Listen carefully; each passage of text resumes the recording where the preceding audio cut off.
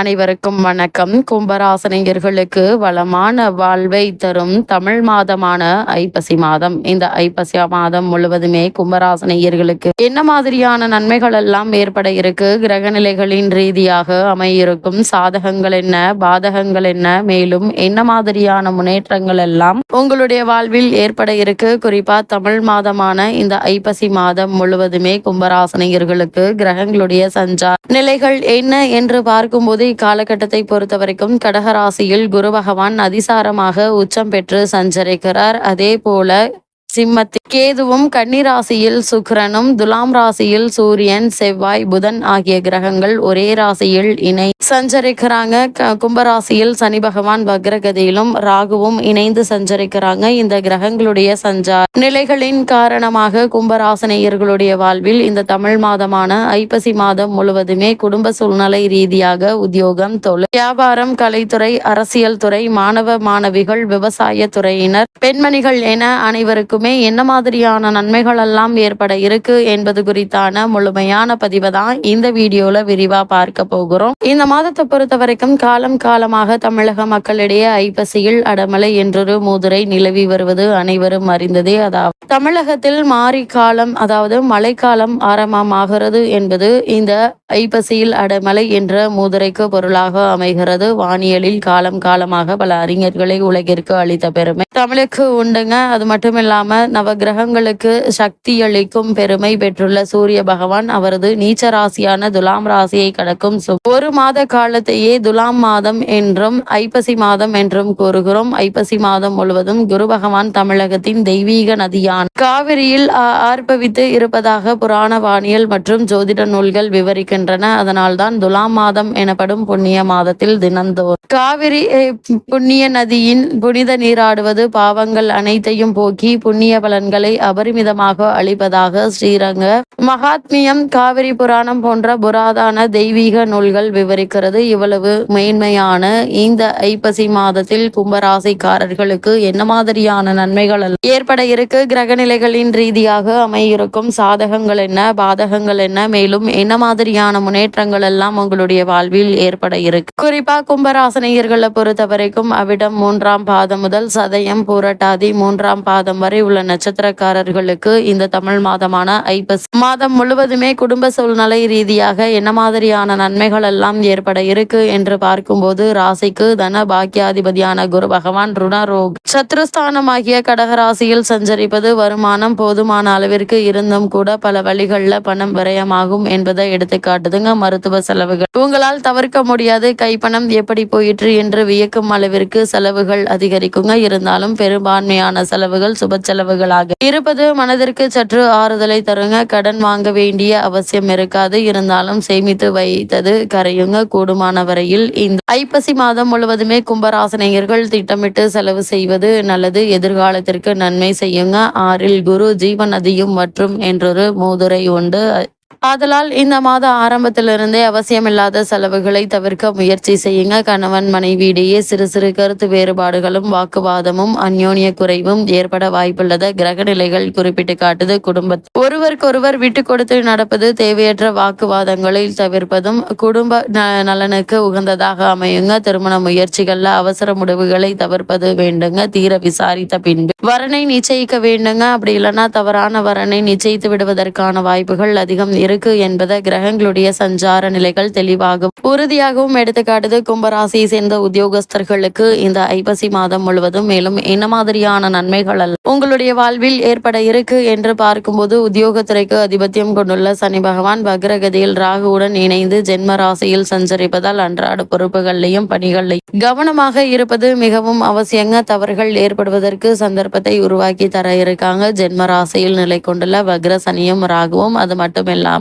நிர்வாகத்தை பற்றி மேலதிகாரிகளை பற்றியும் சக ஊழியர்களுடன் விவாதிக்க வேண்டாங்க. தான் உண்டு தன்னுடைய பணி உண்டு என்றிருப்பது தேவையற்ற பிரச்சனைகள் ஏற்படுவதை தவிர்க்க உதவுங்க. பல தருணங்கள்ல நமக்கு நாமே எதிரியாக போய்விடக்கூடும் என்பதை ஜோதிட கலை எடுத்து காட்டுது. புதிதாக வேலைக்கு முயற்சித்து வரும் அன்பர்கள் இடைத்தரகர்களை நம்பி ஏமாந்து விடாமல் இருப்பது அவசியங்க. கூடுமானவரை எந்த ஒரு முயற்சியாக இருந்தாலும் அவற்றை நீங்களே மேற்கொள்வது நல்லது. யாரையும் நம்பி பொறுப்புகளை ஒப்படைக்க வேண்டாம் என்பதை கிரகநிலை நிலைகள் மீண்டும் மீண்டும் உங்களுக்கு அறிவுறுத்துதுங்க. அதே போல் கும்பராசியை சேர்ந்த தொழில் மற்றும் வியாபாரம் செய்பவர்களுக்கு இந்த ஐப்பசி மாதம் முழுவதுமே மேலும் என்ன மாதிரியான முன்னேற்றங்கள் எல்லாம் உங்களுடைய வாழ்வில் ஏற்பட இருக்கு என்று பார்க்கும்போது, வியாபாரத்தில் மிகவும் எச்சரிக்கையுடன் இருக்க வேண்டியதன் அவசியத்தை வக்ரசனியும் ராகுவும் எடுத்து காட்டுதுங்க. சந்தை நிலவரம் அடிக்கடி மாறுவதால் உங்களுடைய சரக்குகளின் விலையை நிர்ணயிப்பதில் கவனம் இருக்க வேண்டுங்க. மிகவும் அவசியம். கூடுமான வரையில் புதிய முதலீடுகளை தவிர்த்து விடுங்க. அப்படியே முதலீடு சம்பந்தமான முயற்சிகளை மேற்கொள்ள வேண்டும் என்ற நிலை இருந்தாலும்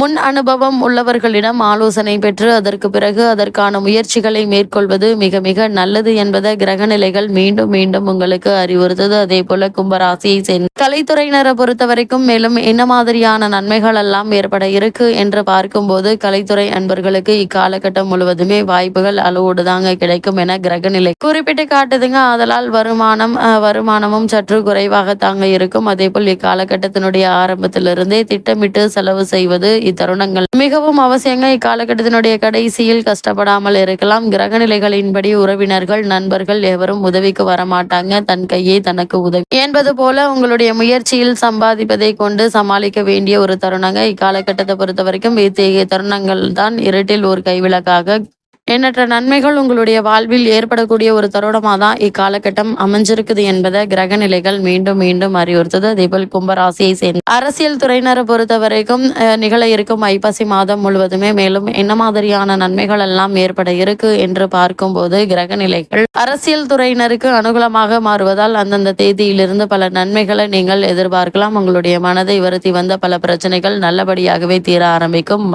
மாநில அரசின் ஆதரவும் உதவியும் கிடைக்க இருக்கு. கட்சியில் ஆதரவு பெருகுங்க. மக்களிடையே செல்வாக்கு உயர ஆரம்பிக்கக்கூடிய ஒரு தருணம் இந்த மாதம் இருக்கு என்பதால் கட்சியில் இருக்கக்கூடியவர்கள் பொறுப்பையும் பதவியும் இப்போது நீங்கள் தாராளமாக எதிர்பார்க்கலாம். அதே போல் மாணவ மாணவியரை பொறுத்த வரைக்கும் இந்த ஐப்பசி மாதம் முழுவதுமே கிரக நிலைகள் உங்களுக்கு சாதகமாக இருக்குங்க. அதன் பிறகு வித்யாக்காரகரான கல்விக்கு அதிபதி புதன் வக்ரகதியில் அடைவதால் கல்வி முன்னேற்றத்தில் தடங்கல்கள் ஏற்படக்கூடும். தேவையற்ற பல பிரச்சனைகள் மனதில் கவலையை ஏற்படுத்துங்க. தினமும் மாலையில் சுமார் அரை மணி நேரம் இறை தியானத்தில் ஈடுபட்டிருந்தால் மனதில் நல்ல தெளிவு கிடைக்கும் என கூறப்படுகிறது. அதே போல் விவசாயத்துறையினரை பொறுத்தவரை துலாம் ராசியில் சூரியனும் செவ்வாயும் இணைந்திருப்பதால் உழைப்புக்கேற்ற விளைச்சலும் வருமானமும் கிடைக்குங்க. இருந்தாலும் துலாம் ராசி சூரிய பகவானுக்கு நீச்ச வீடாக அமைந்திருப்பதால் வயல் பணிகள் கவனமாக இருப்பது அவசியங்க. அது மட்டும் இல்லாம இந்த தருணங்கள்ல சூரிய பகவானுக்கு நீச்ச வீடாக அமைந்திருப்பதால் வயல் பணிகள் உழைப்பு என்பது சற்று கடினமாக இருக்குங்க. பழைய கடன்கள் தொல்லை தரும். இருந்தாலும் விவசாய வசதிகள் தடையின்றி கிடைக்கக்கூடிய ஒரு தருணமாக தான் இக்காலகட்டம் அமைஞ்சிருக்குது. எந்த முயற்சிகளை நீங்கள் இப்போது மேற்கொண்டாலும் நிச்சயம் உங்களுக்கு வெற்றி கிடைக்கும் என்பதை கிரக நிலைகள் தெளிவுபடுத்துதுங்க. கும்பராசி சேர்ந்த பெண்மணிகளுக்கு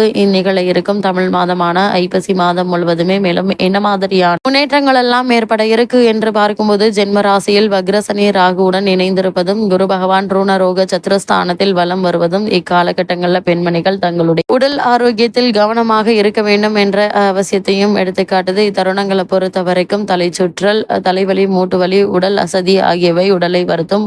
கூடுமான வரையில் நேரம் கிடைக்கும் போதெல்லாம் ஓய்வெடுத்துக் கொள்வது நல்லதுங்க. அது மட்டும் இல்லாம அதிக நேரம் வெளியில் அலைவதை குறைத்துக் கொள்ளுங்க. குறிப்பா வெயில் நேரங்களில் வெளியில் அலைவதை குறைத்துக் கொள்வது மிக மிக நல்லதுங்க. அது மட்டும் இல்லாம கடின உழைப்பையும் அலைச்சலையும் குறைத்துக் கொள்வது நல்லது என்பதை கிரக நிலைகள் மீண்டும் மீண்டும் உங்களுக்கு அறிவுறுத்தது. அந்த வகையில் கும்பராசனியர்களுக்கு இத்தருணங்கள்ல கிரக நிலைகளின் ரீதியாக கூறப்படும் பரிகாரம் என்ன என்று பார்க்கும்போது, வியாழக்கிழமை தோறும் அருகிலுள்ள திருக்கோவில் ஒன்றில் அல்லது உங்கள் வீட்டின் பூஜை அறையிலோ வழக்கமாக ஏற்றி வரும் தீபத்துடன் மேலும் ஒரு பரிகார தீபமாக நெய் அல்லது நல்லெண்ணெய் தீபம் ஏற்றி வாங்க. எண்ணற்ற நன்மைகள் உங்களுடைய வாழ்வில் ஏற்படும் என்பதை கிரகங்களுடைய சஞ்சார நிலைகள் தெளிவாகவும் உறுதியாகவும் எடுத்துக்காட்டுது.